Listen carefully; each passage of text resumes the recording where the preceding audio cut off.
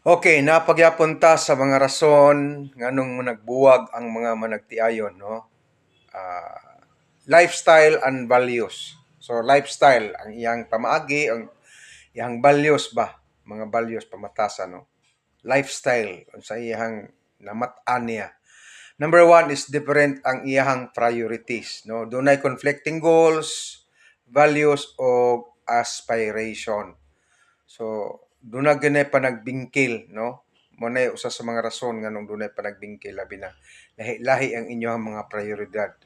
Number two, lifestyle incompatibility, no? So, doon na gitawag nga incompatible na mo tungod kay work-life balance ninyo, wala na ninyo na plastada. Ang habits, mga pamatasan no, mga namatan nimo, lahi iyang namatan, lahi ang iyang pamaagi, lahi iyang pamatasan. So, doon na natawag nga incompatibility sa inyong lifestyle. Number three, financial disagreements, no? Mas gastador imong asawa or gastador imong bana kaysa so both na siya, no? Ang isa sa savings, no? Sa savings, sa financial management. Kinahanglan maminaw gyud, no? Maminaw gyud ang managtiayon. Kay actually kung magkasinabot ka, dili naman ka kinahanglan pa nga magngita na po kaglain para tis mo panapod. Sabton lang yun, no? So dunay mga financial disagreements, no?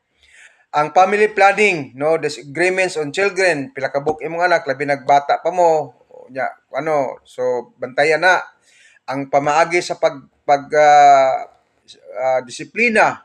So parenting styles, na uban nga laksa kayo, na uban nga namatan gyud nga grabe gyud ka disiplina. So kung di mo ba kasinabot niyan na sa inyong family planning ninyo, sa ninyo pagplastada, dili lang sa mga anak, sa pamatasan nga inyong ipa-implementar. So magkabuwag gid mo. So kinahanglan sa inyo ha mag-istoryahan na gid mo nya nagay mo paubos o ang isa paminaw ana god. So learning lang ni kining relationship nya religious and cultural differences. So incompatible ang imong beliefs, no? Mo nang daghan man nagtiayon mag antos ang asawa kay ang bana lagi o dapat ang bana godly pero yabag man, so mo na hinungdan. So incompatible ang inyong pagtuo, ang inyong values ug ang inyong practice sa inyong spiritual nga asa ka na bilong sa imong pundok o grupo.